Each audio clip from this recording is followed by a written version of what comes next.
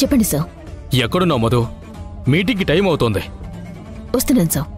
Already ఆ హవాలా person వచ్చేశాడు. నువ్వు త్వరగా వచ్చేయి. 5 minutesలో అక్కడ ఉంటాను సార్. సరే, త్వరగా రా.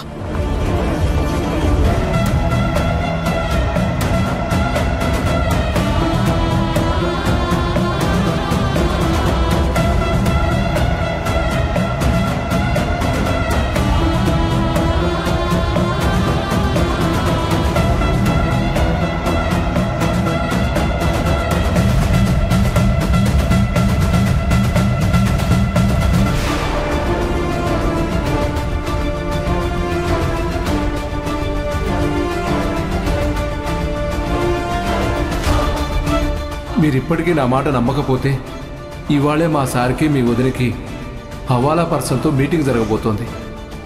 అక్కడికి వెళ్ళి చూస్తే మీకు అంతా క్లారిటీ వస్తుంది. వదినని ఫాలో చేస్తే మనకంతా క్లారిటీ వస్తుంది. డ్రైవర్, కార్తీక్ బయటికి వెళ్ళాలి.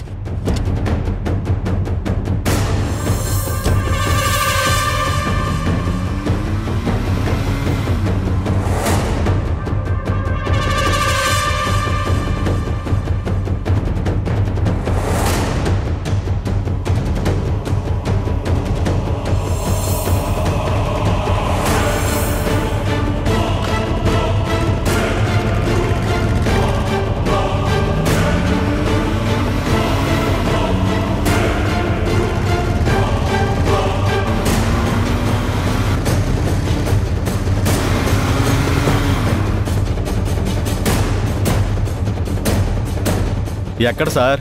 వచ్చేస్తున్నారండి, ఒక 5 నిమిషాలు.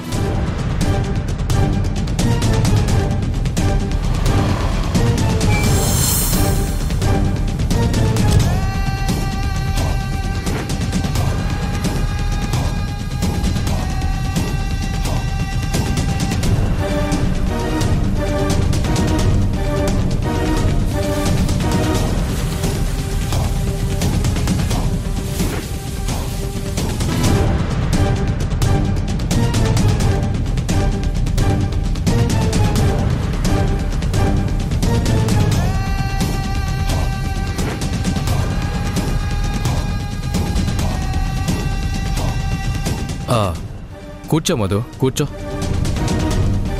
నేను చెప్పానే మధు అని, తనే. Hello madam. Hi sir, nice to meet you.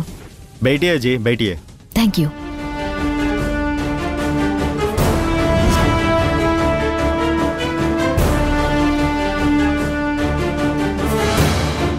ఈ హవాలా ప్రాసెస్ ఎలా ఉంటుంది సార్?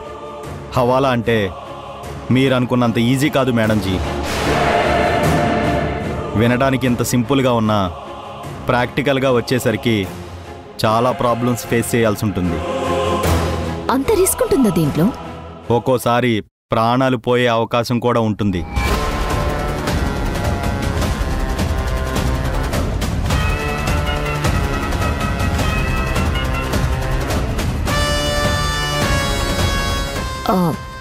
మరి సేఫ్గా జరగాలంటే ఏం చేయాలి? చిన్న డీటెయిల్ కూడా మిస్ అవ్వకుండా చాలా జాగ్రత్తగా ఉండాలి. ఎంతలా అంటే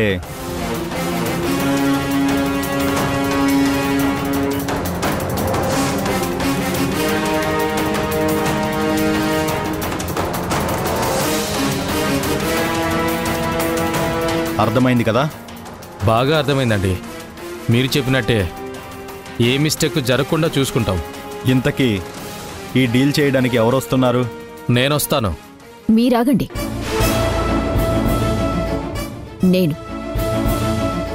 నేను మాత్రమే వస్తాను.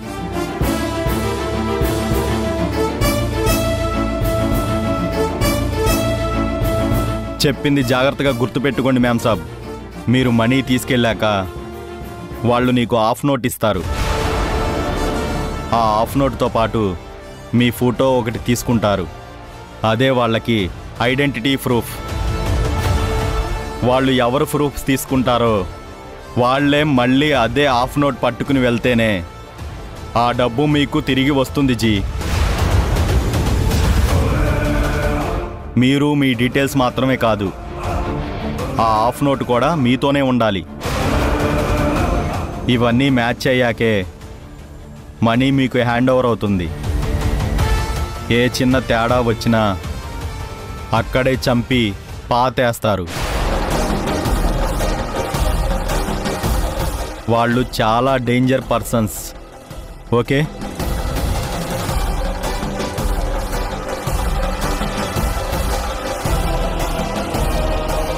సరే, ఇక నేను బయలుదేరతాను. మంచిదండి. గుర్తుంది కదా, సాయంత్రం సేమ్ ప్లేస్ మళ్ళీ మనకి మీటింగ్ ఉంటుంది మా బాస్తో. అలాగే సార్.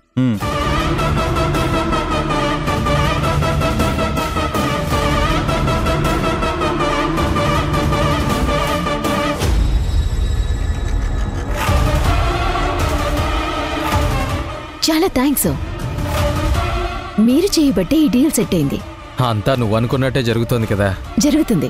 ముందు కీడెంచి తర్వాత మేలెంచమన్నారు, అందుకే అడుగుతున్నాను. పొరపాటుని ఈ హవాలా డీల్ గురించి యష్కు తెలిస్తే ఏంటి పరిస్థితి?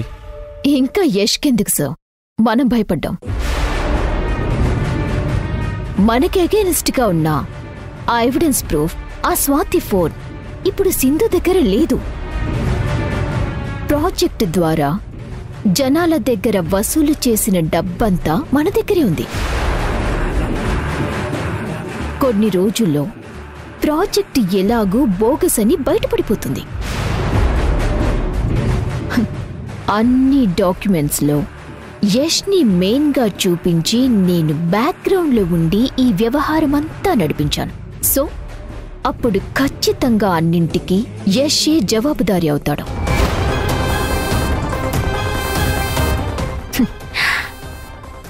జనాల్ని మోసం చేసినందుకు యష్ని పోలీసులు అరెస్ట్ చేసి కోర్టుకు తీసుకువెళ్తారు. కోర్టులో శిక్ష పడుతుంది. అప్పుడు యష్ జైల్లో ఉంటాడు. దాన్ని ఎవ్వరూ ఆపలేరు. జనాల్ని మోసం చేశారు అన్న నిందతో యష్ ఫ్యామిలీ కుమిలి కుమిలి కుమిలి చావాల్సిందే. ఇక ఆ ఇంటికి ఆస్తికి మహారాణిని నేనే సార్. అయినా మనం ఇప్పుడు ఆలోచించాల్సింది యష్ గురించి కాదు సార్, హవాలా ప్రాసెస్ గురించి. డబ్బు ఎలా సేఫ్గా తెచ్చుకోవాలా అని, నేననుకున్న ప్లాన్ ఎలా జరుగుతుంది అని. ఇన్ని ప్లాన్ చేసిన వాళ్ళం అది ప్లాన్ చేయలేమా ఏంటి? ఇంతకీ ప్రాజెక్ట్లో వచ్చిన డబ్బంతా ఎక్కడుంది మధు?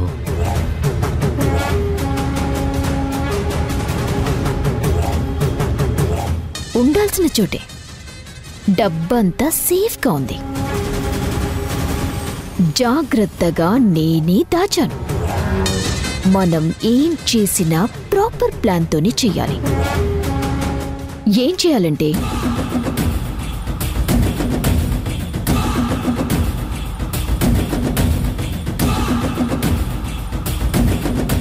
ఇది సల్మాన్ ప్లాన్. సరే మధు, నువ్వు చెప్పినట్టే చేస్తాను. సరే పదండి. వదినా, నన్ను ఇంత మోసం చేస్తావా? అత్తయ్య అత్తయ్య అత్తయ్య అత్తయ్య అత్తయ్య వాళ్ళు వచ్చేస్తున్నారు అత్తయ్య. పదండి అత్తయ్య. అదిగో డాక్టర్ గారి దగ్గరికి వచ్చేసాం. పదండి నెమ్మదిగా.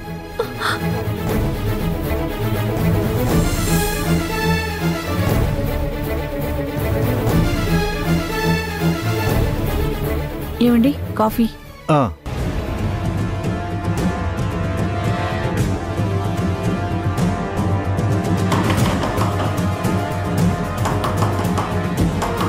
ఎవరో డోర్ కొడుతున్నారు, వెళ్ళి చూడు. నేను చూస్తాను. అత్తయ్య అత్తయ్య అత్తయ్య అత్తయ్య. ఎవరండి? ఎవరమ్మా మీరు? ఏం కావాలి? అమ్మా మిమ్మల్ని ఎవరు? మీరు మిమ్మల్ని అడిగేది ఎవరండి? మీరు మా ఇంట్లోకి వచ్చారండి. కూర్చోండి. మాట్లాడండి. అయ్యో, ఆవిడ తల గాయం ఏంటి? ఆ చేతికి రక్తం ఏంటి? సార్, బయట ఎంబీబీఎస్ డాక్టర్ అనే బోర్డు చూసి వచ్చాం సార్. డాక్టర్ నేనేనమ్మా. అయితే ఏంటి ఇప్పుడు? డాక్టర్ ప్లీజ్ డాక్టర్, మా అత్తయ్య గారు ప్రాణాపాయ స్థితిలో ఉన్నారు. దయచేసి మా అత్తయ్యని కాపాడండి సార్. ప్లీజ్ సార్ మా అత్తయ్యని కాపాడండి. కుదరదమ్మా. తలకి గాయం అది చూస్తుంటే ఏదో పెద్ద గొడవే జరిగినట్టుంది. పోలీస్ కేసు అవుతుంది. ఇప్పుడు నేను మీ అత్తయ్యని ట్రీట్ చేస్తే అనవసరంగా నేను ఇరుక్కుంటాను. ముందు ఇక్కడి నుంచి వెళ్ళండి అమ్మా. అలా అనకండి డాక్టర్. ఇప్పుడున్న పరిస్థితుల్లో పోలీసులకి కంప్లైంట్ ఇచ్చే అంత టైం లేదు. కొంచెం అర్జెంటుగా మా అత్తయ్యకి ట్రీట్మెంట్ స్టార్ట్ చేయండి, లేదంటే ఆమె ప్రాణానికి ప్రమాదం. ప్లీజ్ మా గురించి ఆలోచించండి సార్. మేము చెడ్డవాళ్ళం ఏమీ కాదు. మా కుటుంబంలో ఒక మనిషి వల్ల మా అత్తయ్యకి ఈ పరిస్థితి వచ్చింది. మా కోసం బయట రౌడీలు వెతుకుతున్నారు. వాళ్ళు ఇక్కడికి రాకముందే మా అత్తయ్యకి ట్రీట్మెంట్ స్టార్ట్ చేయండి సార్. ప్లీజ్ సార్, మా అత్తయ్యని ఎలా అయినా కాపాడండి. Please sir. అయ్యో అత్తయ్య, అయ్యో మీకేం కాదు అత్తయ్య, నేనున్నాను. రౌడీలా? అమ్మో, ఇదేదో పెద్ద సమస్యలాగే ఉంది. చూడండమ్మా, మీ కుటుంబ సమస్య నా మెడకు చుట్టకండి. దయచేసి వెళ్ళండమ్మా. సార్, మా వల్ల మీకు ఎలాంటి ఇబ్బంది రాదు. ప్లీజ్ సార్, నన్ను నమ్మండి. మీ కాళ్ళు పట్టుకుంటాను సార్. Please sir. ఏంటమ్మా ఇది? అత్తయ్య అత్తయ్య అత్తయ్య. ఏంటండి ఆలోచిస్తున్నారు? అంటే దుర్గా తర్వాత ఏమైనా ప్రాబ్లం వస్తుందేమోనని. చూడండి, వాళ్ళ అత్తయ్య ఉన్న పరిస్థితిలో మీ అమ్మ గాని మా అమ్మ గాని ఉండుంటే మనం ఇలాగే ఆలోచిస్తామా? డాక్టర్గా పేషెంట్ ప్రాణాలు కాపాడడం ముఖ్యం కదండి. ప్రాబ్లము కేసు అంటూ కళ్ళ ముందున్న పేషెంట్ని ఇబ్బంది పెట్టడం కరెక్ట్ కాదండి. సరే దుర్గా, చూడమ్మా, ట్రీట్మెంట్ చేస్తానులే. Thank you sir, thank you so much. ముందు ఇక్కడి నుంచి ఆవిడ లోపల తీసుకెళ్ళండి అమ్మా. అలాగే సార్. అత్తయ్య లేవండి. దుర్గా, నువ్వు వెళ్ళి సాయం చేయి. తీసుకెళ్ళండి అమ్మా. డాక్టర్ గారు, ఒకవేళ ఆ రౌడీలు కనుక వస్తే మా గురించి ఏమీ చెప్పొద్దు సార్. ప్లీజ్. అలాగే అమ్మా, నేను చూసుకుంటానులే. ముందు మీరు లోపలికి వెళ్ళండి. దుర్గా, తీసుకెళ్ళు. వెళ్ళండి. పదండి అత్తయ్య. ఏమండి, వాళ్ళని రూమ్లో దాచిపెట్టాను. సరే సరేలే, ఆ రౌడీలు వస్తారేమో, ఏమీ తెలియనట్టుగా కూర్చో.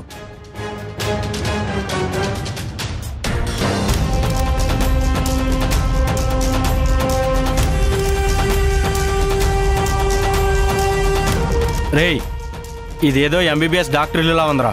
కొంపతీసి ఇందులో ఉన్నారేమో చూద్దాం. మనం అసలు ఛాన్స్ తీసుకోవద్దు. లోపలికెళ్ళి అణువున వెతుకుదాం. రండ్రా.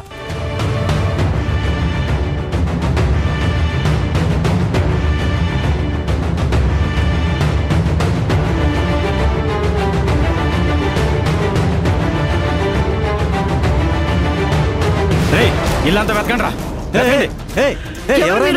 ఏం కావాలి మీకు? ఈ ఇద్దరు ఆడవాళ్ళు మీ ఇంట్లోకి వచ్చారా? మా ఇంటికి ఎవరు రాలేదే. లేదు, కన్ఫామ్గా ఇక్కడికే వచ్చి ఉండాలి. నువ్వు ఎంబీబీఎస్ డాక్టర్వి కదా. వీళ్ళిద్దరిలో ఒక ఆవిడ తలకి చేతికి గాయాలయ్యాయి. ట్రీట్మెంట్ కోసం నీ దగ్గరికే వచ్చి ఉంటారు. అందుకే మేము వాళ్ళ కోసమే వచ్చాం. వచ్చారా లేదా? చూడండి, ఈ ఏరియాలో నేను ఒక్కడే డాక్టర్ని కాదు, ఇంకా చాలామంది ఉన్నారు. ఈ చుట్టుపక్కల 6-7 హాస్పిటల్స్, చిన్న చిన్న క్లినిక్స్ కూడా ఉన్నాయి. మీరు వెతికేవాళ్ళు అక్కడికి వెళ్ళి ఉండొచ్చు కదా. మా ఇంట్లోకి వచ్చి అడుగుతారేంటండి? రేయ్, వీడి మాటలు నమ్మడానికి వీల్లేదు. వెతుకుదాం, పదండి. ఆగండి ఆగండి. ఏంటి దౌర్జన్యం? ఎవరు రాలేదంటే వినిపించుకోరేంటి? చెప్తే మీకు అర్థం కాదా? వెళ్తారా, పోలీసుని పిలవమంటారా? చెప్పు, ఫోన్ చేయమంటావా? ఆగండి. మీరు పోలీసులకి చెప్పొద్దు. చూడు, ఇందాక నేను చెప్పిన ఆడవాళ్ళు ఇటేమన్నా కనిపిస్తే మళ్ళీ మేము వస్తాం. మాకు చెప్పు, సరేనా? దయచేసి ఇబ్బంది పెట్టకండి. వెళ్ళండి. రేయ్, రండ్రా.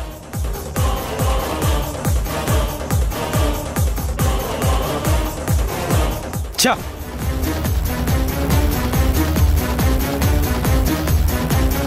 చా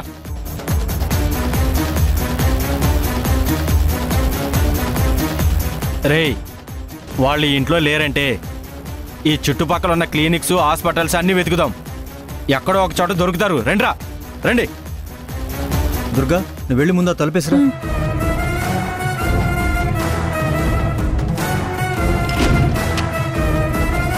వేసేసానండి. ఆవిడ్ని ట్రీట్మెంట్ రూమ్లో తీసుకెళ్దాం. పద పద.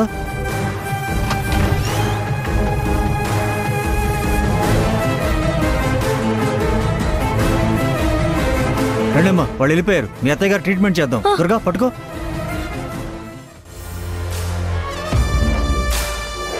ప్రజెంట్ అయితే నాకే ప్రాబ్లం లేదు, ఫుల్ హ్యాపీగా ఉన్నాను. ఎందుకంటే నా ప్లాన్ పక్కాగా సక్సెస్ అయిపోయింది.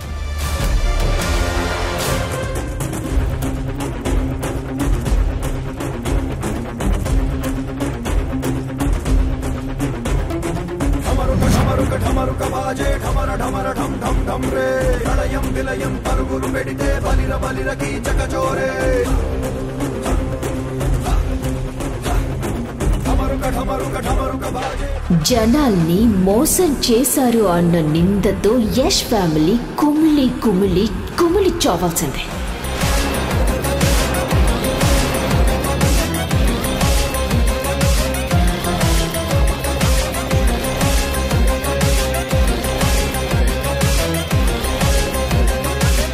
వదినా, నిన్ను చంపిన తర్వాతే నాకు మనశ్శాంతి.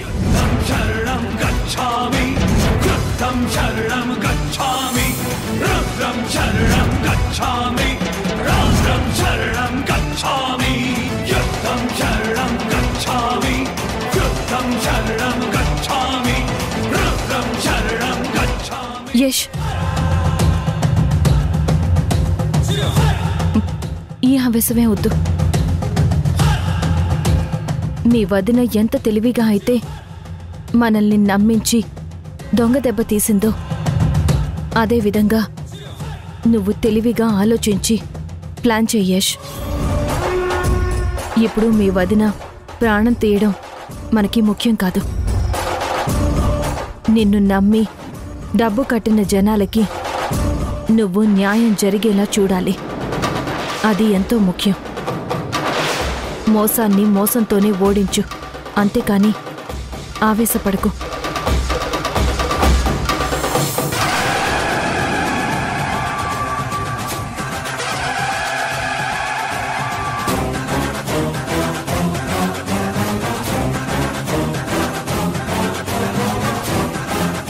ఇంతకుముందు సింధు చెప్తే వినలేదు. ఇప్పుడు తొందరపడకూడదు. వదినకి ఫేవర్గా ఉంటూ ఆ డబ్బు మొత్తం ఎక్కడుందో తెలుసుకోవాలి. నన్ను నమ్మి డబ్బు కట్టిన వాళ్ళకి వాళ్ళ సొంతింటి కల నెరవేర్చాలి. అలా జరగాలంటే ఇక నుంచి వదిన ప్రతి కదలికని నేను కనిపెడుతూ ఉండాలి.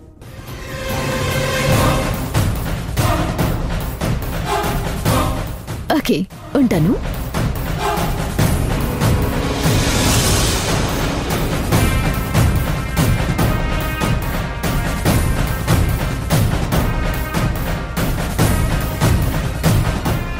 మరిది గారు, మీరేంటి అదోలా ఉన్నారు?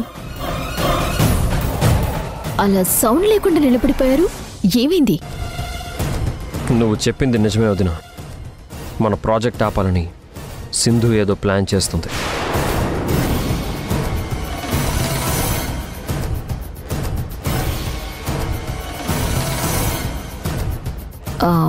మళ్ళీ సింధు ఏమైనా చేసిందా మరిది గారు? కొత్తగా ఇప్పుడు చేయడం ఏంటి? ఫస్ట్ నుంచి సింధు మనల్ని ఇబ్బంది పెడుతూనే వస్తుంది కదా వదిన. అయినా సింధు కరెక్ట్ కాదు వదిన. నన్ను, నా ఫ్యామిలీని, నా ప్రాజెక్ట్ని నాశనం చేయాలని చూస్తుంది. నువ్వు చెప్పిన తర్వాత నాకు డౌట్ వచ్చి ఆ సింధు ఇంటికి వెళ్ళి తనకి తెలియకుండా తన రూమ్ అంతా చెక్ చేశాను. నువ్వన్నదే కరెక్ట్. మన ప్రాజెక్ట్ డీటెయిల్స్ ఎవరికో షేర్ చేసింది. ప్రాజెక్ట్లో ఏదో తప్పు జరుగుతుందని అనవసరంగా మిమ్మల్ని అనుమానించి బాధ పెట్టాను వదినా. నేను సారీ వదిన. నిజానికి జరుగుతున్న తప్పులన్నిటికీ కారణం ఆ సింధునే. ఇంకెవరు మీ గురించి చెప్పినా నేను మిమ్మల్ని అనుమానించను. ఇంకంతా మీ ఇష్టం వదిన. మీరు ఇంకా ఎలా చెప్తే అలా, మీరు ఏది చెప్తే అదే ఫైనల్, అంతే. పోనీలేరా, ఇన్నాళ్లకి మీ వదిన నిజాయితీని గుర్తించావు. అది చాలు తనకి. లేదన్నయ్య, అమ్మలాంటి వదిన్ని అనుమానించి తప్పు చేశాను, తొందరపడ్డాను. అదే నాకు బాధగా ఉంది. అయ్యో మరిది గారు, మీరేం బాధపడకండి మరిది గారు. జరిగిన దాంట్లో మీ తప్పేం లేదు. మీ మంచితనాన్ని ఆ సింధు ఆసరాగా చేసుకుని మిమ్మల్ని తప్పుదారి పట్టించింది. మొదటి నుంచి నేను చెప్తూనే ఉన్నాను కదా, సింధుని నమ్మొద్దు అని. మీరే వినలేదు. పోనీలేండి, ఇప్పటికైనా తెలుసుకున్నారు, సంతోషం. ఇప్పుడు నా టెన్షన్ అంతా అత్తయ్య గురించి. అత్తయ్య సింధు దగ్గరే ఉన్నట్టున్నారు. అత్తయ్య పరిస్థితిని ఆసరాగా తీసుకొని సింధునే అత్తయ్యని ఏదో ఒకటి చేసి అదంతా నేనే చేశాను అని మిమ్మల్ని నమ్మించాలని చూస్తుంది. మీ మనసు మార్చాలని ట్రై చేస్తుంది. అదే నాకు భయంగా ఉంది మరిది గారు. మీకు ఆ భయం అక్కర్లేదు వదిన. ఇంకా సింధు ఏం చెప్పినా నేను నమ్మను. మీకు సపోర్ట్గా నేను ఉంటాను. మీ సపోర్ట్ ఉండాలే కానీ ఆ సింధునే కాదు, ఆ దేవుణ్ణి కూడా నేను లెక్క చేయను. నా ప్రాణాలు నిలబెట్టడం కోసం ఎంత కష్టపడుతున్నావు, అసలు మనిషిగానే చూడలేదు. మీరు ఎన్ని చేసినా మీరంటే నాకెప్పుడు ఇష్టమే. పాములా విషం కక్కే ఆ మధుని తెచ్చి నా నెత్తిన పెట్టుకున్నానమ్మా. అయినా మనం ఇప్పుడు ఆలోచించాల్సింది జరిగిపోయిన వాటి గురించి కాదత్తయ్యా, జరగాల్సిన దాని గురించి. ముందు మనం ఏం చేసైనా సరే ఆ మధు ఆట కట్టించాలి. ఈ అత్త కోడలు మళ్ళీ కలిశారు. మన ముందు ఆ మధు నిలబడగలుగుతుందో లేదో చూద్దాం.